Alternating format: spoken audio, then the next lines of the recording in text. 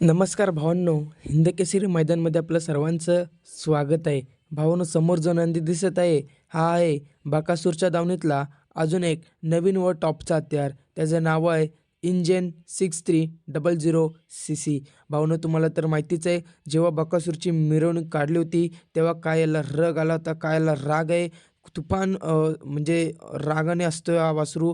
त्याचाच आज प्रथमच फेरा होता आणि प्रथमच फेऱ्यामध्ये तो चांगला पळाला.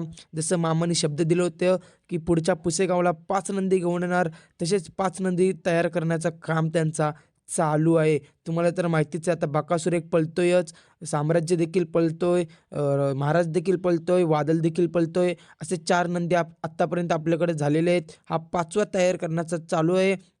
तर नक्कीच हा देखील तुफान वेगाने पळेल, तुफान स्पीडने पळेल. चांगला वासरू आहे आणि नक्कीच याला स्पीड देखील चांगलाच आहे.